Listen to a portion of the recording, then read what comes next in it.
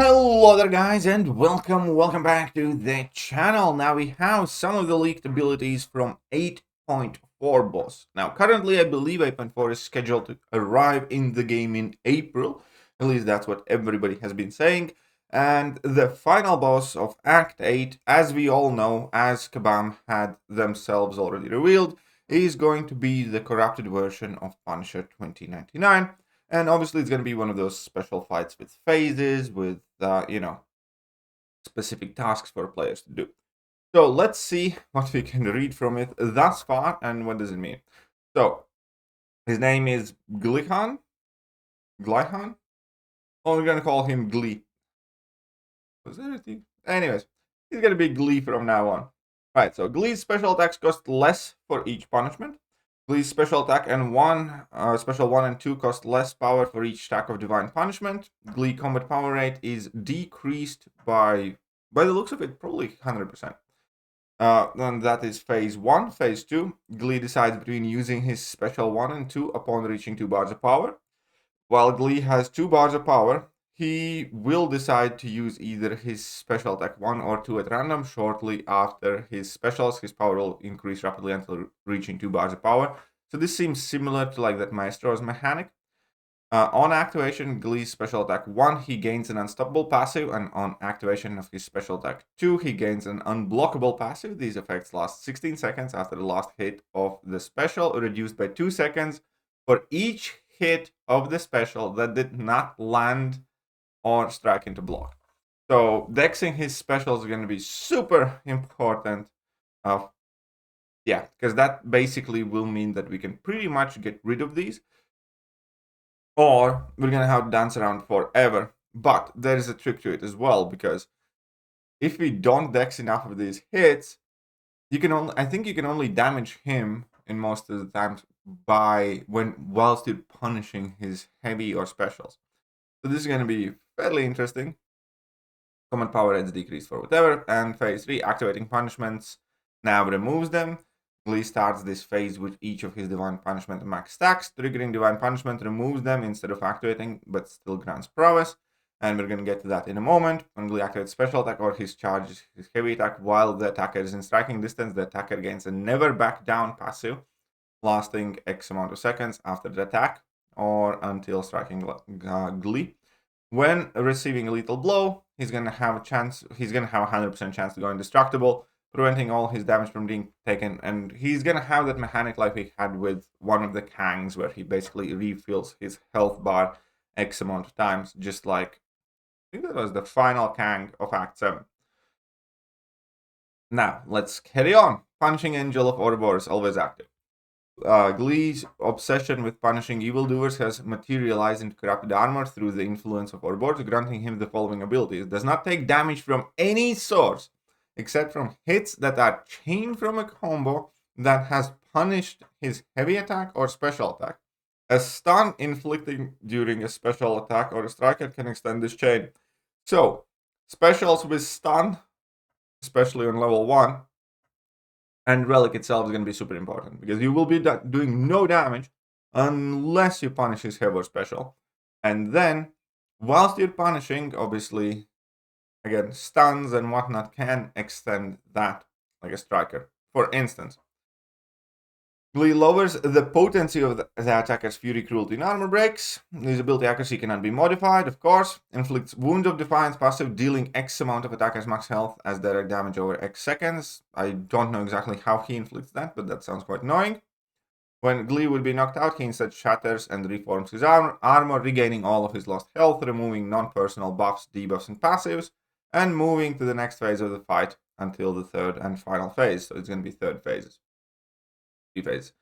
Counterattack charge. When triggering a divine punishment that already has max stack, instead Glee gains a counterattack charge, counterattacking the next basic or striker attack, removing impairing effects.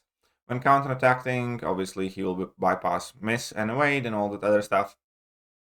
And here are the divine punishment. When Glee is struck while stunned, inflict a wound of defiance per stack unless the hit deals damage. When Glee blocks a basic hit, excluding the first medium or light hit, inflict a wound of defiance per stack. When blocks a basic, excluding, so you're gonna need to hit more. So wound of defiance. Activating a striker inflicts a spirit drain passive, draining spirit gauge. And the attacker's stun and striking opening ability accuracy is reduced by. Okay, fair enough. And we have that. So Wound of Defiance, and we have more divine punishments here. There's going to have a crossfight ability where Glee manifests his breath into divine punishment. Each unique divine punishment is activated by a different action, stacks up to X amount of times, and carries between fights. When activating a divine punishment, the attacker gains a prowess passive lasting until end of the phase. This prowess cannot be removed by any source. Hits that deal damage to Glee deal bonus damage and have plus spirit rate for each divine punishment. That means your striker is filling up quicker, which is probably going to be how we're meant to do this fight, where you like do a combo and like, you know, have striker filling up rapidly so you can extend that combo in order to be able to do damage. Punishing Glee's special attack that did not make contact with the attacker removes one random divine punishment and inflicts a power lock passive. That's interesting. Did not make contact. So if you dex that special completely, you will basically power lock him, and then you presumably will be able to go completely kind of ham on him. When the attacker is knocked out, random divine punishments are removed in phase 1 and 2, gaining total stacks of divine punishment, removes all divine punishments, and grants the attacker X amount of prowess. And then there's more. Of course there's more. Inflict the stun to activate hitting. So this is the punishment of stupor. Inflicted by stunning him. Parry presumably will work, hopefully. Punishment, okay, that's fine. Hit the block with light attack 1, and then we're gonna have damaging Glykhan with the first hit of a striker. Again, so we're gonna have to punish a heavy attack or a special attack, throw a combo, and then activate a striker. And punishments of frustrations, hitting Glykhan with 2 intercepts in a row. Ooh, interesting. Glykhan has issued, this might be a bit tricky as well. So 2 intercepts in a row. And then damaging Glee with the first hit of special. That shouldn't be too bad. And his special attacks. All hits that land or strike into block inflict a wound of defiance. And special 3, when the attacker gains immortality or indestructible effect, Glee instantly gains 3 bars of power and you instantly get KO'd. So, no immortality or indestructible against this guy. I wonder who they are trying to counter here. I wonder which champion they are trying to prevent from being able to cheat. It's going to be funny because they already did this and Herc was still insane for that fight. Which fight was that? I kind of forgot, but they did this to one of the bosses for sure. And Herc still absolutely smashed that fight. Was that the last 8.3 boss? I think so. Punishment of Finality. Glee has issued the Punishment of Finality. Don't know what it does because it wasn't written on fights, but it sounds pretty final to me. And Forsaken, again. So these are the abilities of the Act 8.4 final boss that are going around. Let me know what you guys think about them. Again, these fights, and here is the point where I do want to give Kabam credit where credit is due. Let's face it, all of these boss fights, at least to me, feel unique and fairly interesting and, you know, different.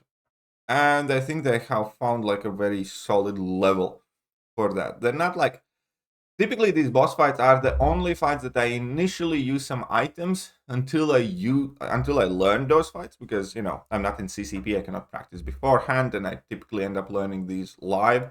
So most of the time I run through story content, you know, without using any items. Then I throw a few revives at the final boss until I learn that fight more or less properly. And then obviously when I'm 100%, at that point, those fights are perfectly soloable or like two-shootable or something like that. But they are interesting. They are fun. You need to learn them. And I enjoy that. I understand that these are also very complex fights to make. What I hope Kabam does, though, is make these fights more present elsewhere in like special quests or sometimes, I don't know, you know, in some challenge mode. Like they recently did these 7-for-7 challenges and the, you know, guillotine challenge. I think we kind of need more of that, or just again thrown a bunch of these fights in some sort of different places, because I think it's a shame that they go unused for the most part. Because again, they do probably take a lot of work to design, and they are, let's face it, more interesting than an average fight. So I absolutely would not mind kind of like revisiting these fights more often through some sort of arena challenges or through something else that's interesting and exciting. And I very much so look forward to fighting this guy as well. Let me know what you guys think. What do you guys think of the abilities that you have heard so far? To me, it looks like that obviously Relic is absolutely mandatory. Special attacks with stun are going to be super important. Perhaps some passive weights or weight assistance or something of the sort to help you, dex all the special attacks or evade them. That could be quite helpful too. But that is it for now, and I am going to catch you guys later. Bye-bye. Hello there, guys, and welcome back to the channel. So we have already